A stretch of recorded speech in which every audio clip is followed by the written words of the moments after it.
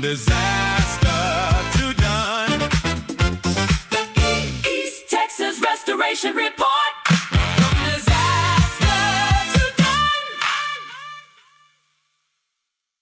You know, when you walk into a massive commercial building, say a towering skyscraper right in the middle of a bustling downtown, you rarely think about what is actually happening behind the walls. Oh, totally. You just feel the hum of the air conditioning. Exactly. You see these perfectly lit corridors, the elevators whisking people up and down. I mean, it all feels so solid, just permanent. But that illusion of permanence is, well, it's being aggressively maintained literally minute by minute. Yeah, there is this whole hidden world of people whose entire professional existence is dedicated to just anticipating disaster. It really is an invisible architecture. I mean, we only notice it when it fails, right? Like when the power drops suddenly. Right, or when a pipe bursts, or when an evacuation alarm just starts ringing out of nowhere. Exactly. Because the baseline assumption for anyone walking through those lobby doors is that someone, somewhere, has a firm grip on the situation. And that invisible architecture is maintained by facility managers. So today, we are extracting their playbook. We're doing a deep dive into episode 8 of the Facility Manager's Blueprint for Operational Resilience. Which is such a fascinating document. It really is. And the source material itself is written strictly for commercial and institutional audiences, right? Sure. Like the people running 50-story office buildings, hospital complexes, massive logistical hubs. Yeah, high-stakes environments. Definitely. But our mission today is to take their highly specialized strategies surrounding risk management, preparedness, and external dependencies, and basically translate them into universal insights for you. Because the psychology and the mechanics of managing a crisis in a skyscraper, they actually map directly to managing a crisis in your own business, or, your team, or even just your personal projects. Exactly. Okay, let's unpack this. I want to start with a fundamental shift in how this blueprint actually defines preparedness. Yeah, because the blueprint really demands a complete reevaluation of the word itself. It delivers this very distinct mandate right out of the gate. It says preparation is operational. Preparation is operational. Yeah. It completely challenges the standard, I guess you'd call it, civilian view of preparation as a static event or like a finished product. Because we usually treat preparation as a noun, don't we? We really do. Like you study for the certification exam and boom, you are prepared. You buy the insurance policy and the preparation is over. It's done. Right. You check the box. But if a facility manager treats risk management as a destination that they arrived at, say, 6 months ago, they are fundamentally vulnerable. Oh, entirely. The blueprint argues that preparation has to be an active, living state of being. Yes. The analogy that always comes to my mind is the stage crew at a theater during a massive live performance. Oh, I like that. Like, preparation isn't the director writing a thick emergency protocol binder during rehearsals and just sticking it in the back office somewhere. No, not at all. True preparation is the crew, dressed in black, actively managing the rigging. They're holding the tension on the pulleys, watching the cues while the show is actively happening. Exactly. It's an ongoing daily operation. It's moving. Yes, it's alive. And that operational mindset changes the entire nature of risk management. It bridges the gap between theoretical planning and actual physical execution. Right. Because think about the traditional approach to facility management. A manager might do, an annual audit? Yeah, an annual audit. They go around, they check the fire extinguishers, they confirm the backup generator has fuel. They review the evacuation map on the wall. Exactly, and then they file that checklist away in a cabinet. So in that model, daily operations and emergency preparedness are existing in two entirely different silos. And the friction comes when those silos are forced to merge unexpectedly. Oh, man, yeah. Like if a catastrophic power grid failure hits during a massive heat wave, that manager has to violently shift gears. They have to totally halt their normal operations. Right. They have to mentally locate the emergency binder, figure out how to start a generator that hasn't been engaged in 12 months. Which is terrifying. It is, because they are operating from a dead stop. They're relying entirely on adrenaline to catch up to a crisis that is already compounding. Which is a losing battle. The alternative, according to the blueprint, is integrating those safety checks into the actual daily and weekly rhythm of the building. So it's just part of the routine. Exactly. Running a load bank test on the backup generator isn't some special high-stress event. It is literally just part of the Tuesday maintenance window. Oh, that makes so much sense. Or like simulating a sudden loss of water pressure. It's just folded into the routine training of the plumbing staff. Right. Reviewing the security vulnerabilities of a loading dock happens during the standard weekly briefing. It's just what they do. It creates this state of baseline readiness. So when the crisis actually arrives, there is no violent cognitive gear shifting required. None at all. The power failure is just another operational variable that they are already totally accustomed to handling. Because the muscle memory is already there. The adrenaline response is entirely different. Because they aren't scrambling to remember a theoretical protocol, right? Exactly. They are just executing a familiar routine under slightly different, albeit stressful, circumstances. It really lowers the activation energy required to respond. It does. The crisis doesn't require a complete system reboot. It just requires a pivot. So for you listening, the takeaway here really requires an honest audit of your own systems. Definitely. Are your safety nets, your financial buffers, or your project contingency plans, are they just checklists you filed away? Right. Or are they active operations you actually test and interact with regularly? It's the difference between just hoping the system works and knowing it works because you literally stressed it yesterday. Yeah, that's a huge distinction. Oh. But assuming we adopt this active operational mindset, we have to look at the actual tools required to execute it. Right. The blueprint points heavily toward two specific mechanisms here: emergency plans and response protocol. Yes. And it makes a very specific, almost bold claim. It says, plans reduce panic. Which introduces the core psychological strategy of the entire document. Okay, so I want to push back on this claim a little bit, or at least stress test it. Sure, go for it. Because anyone who has lived through a genuine crisis knows they rarely, if ever, follow the script. That's very true. An emergency is, by definition, an anomaly. It throws curveballs. Yeah. Let's say you have this beautifully detailed response protocol for a flood, but the flood miraculously manages to short out the communication grid, and your primary safety officer happens to be out sick that day. A total nightmare scenario. Right. This situation is completely unprecedented. So if the situation on the ground deviates from the pre-written plan almost immediately, doesn't a static plan just become completely useless? Well, And worse, doesn't realizing your plan is useless actually increase the initial panic? see, that assumes the purpose of the plan is to predict the future.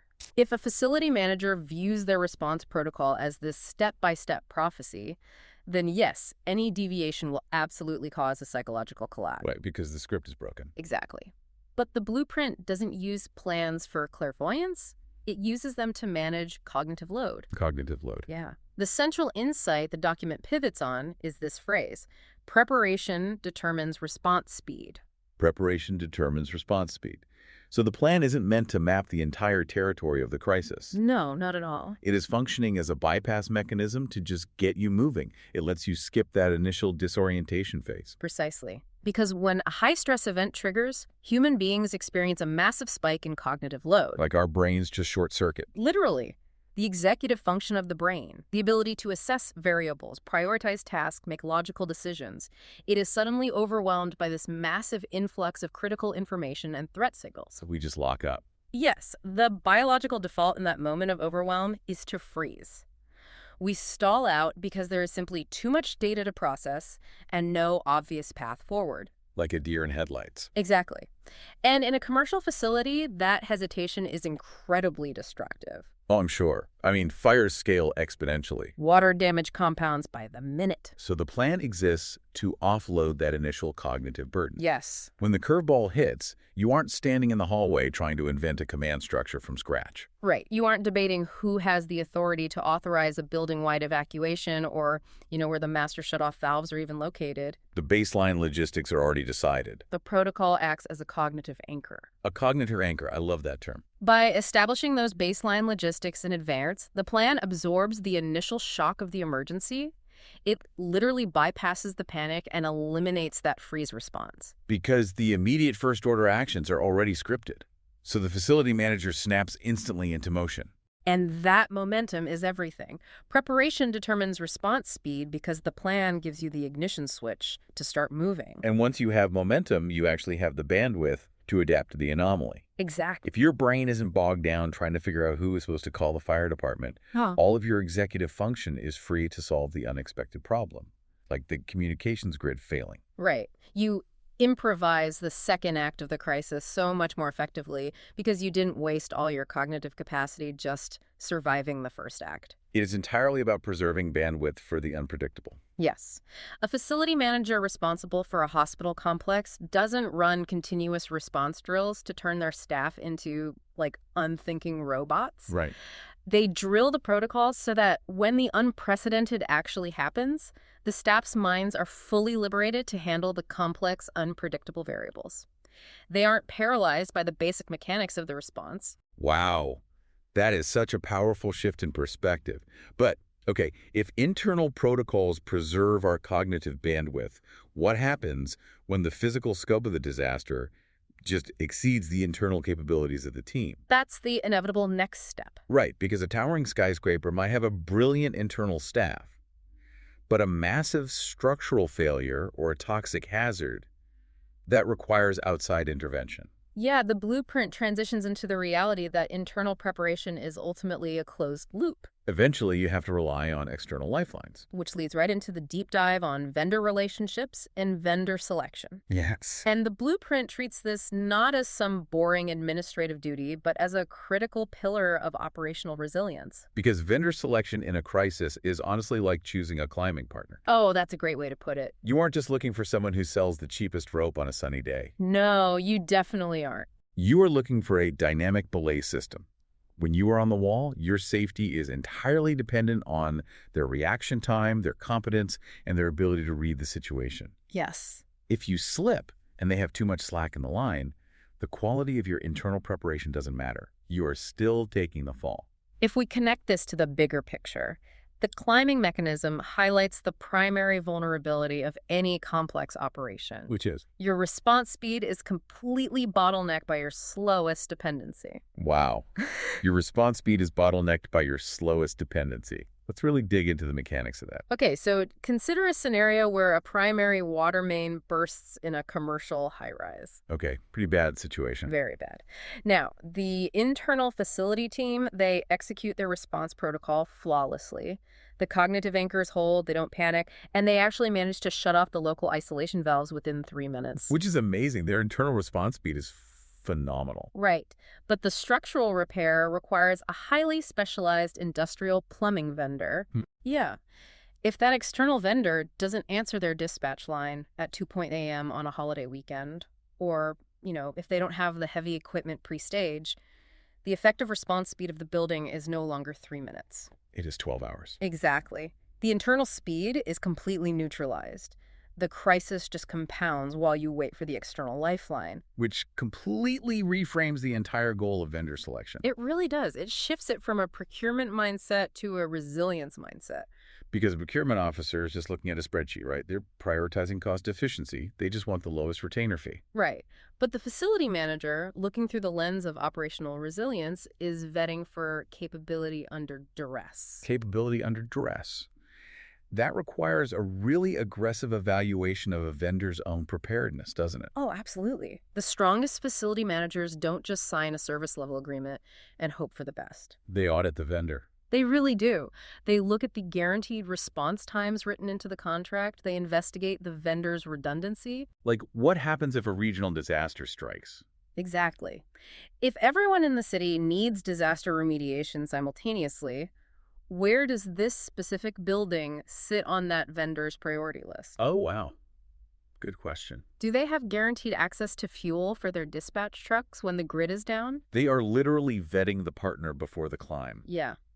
And the blueprint emphasizes integrating these external vendors into the operational preparation we discussed earlier. Like bringing them into the active daily operation. Exactly.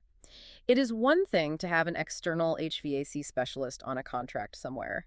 It is another thing entirely to bring that specialist into the building twice a year to walk the mechanical rooms when there isn't an emergency. Right, to have them participate in the tabletop response drills. Familiarity breeds speed.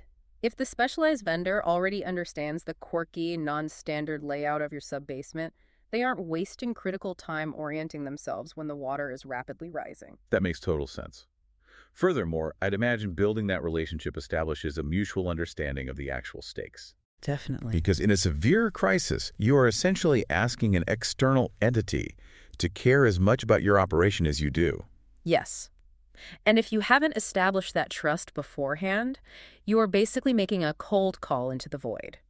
Establishing that trust serves as another massive cognitive anchor. It does. When the variables are compounding and the pressure is just peaking, knowing the entity on the other end of the dispatch line is an integrated, familiar partner, that reduces the psychological strain so much. It's one less unpredictable element the facility manager has to manage.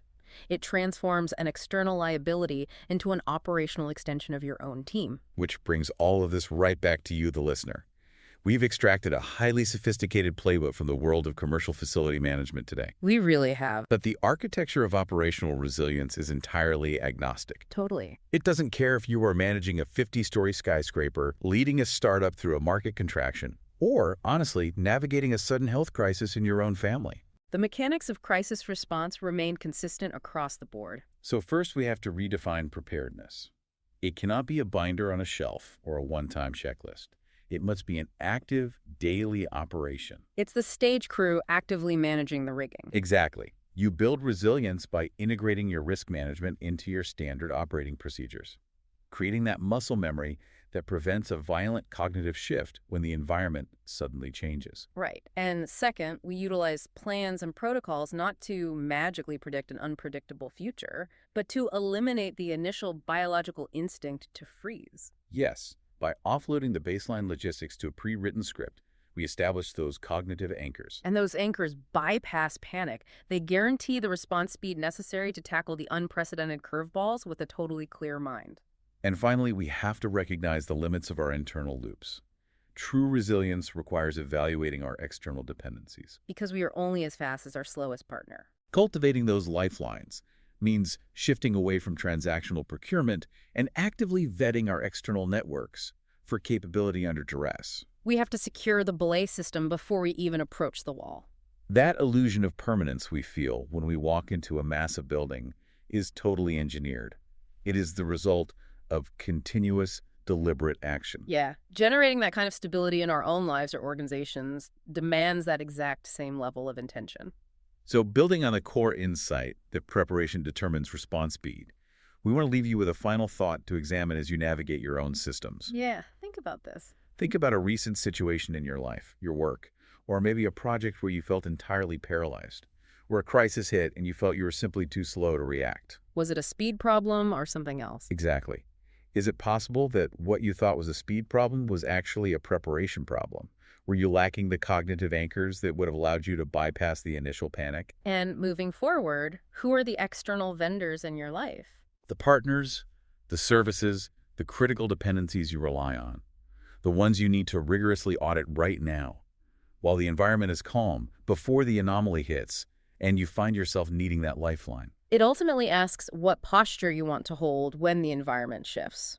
You can be standing still, trying to orient yourself to the threat, or you can be a system already in motion. Keep the daily operations active, ensure your cognitive bandwidth is protected, and make sure you know exactly who is holding the other end of the rope.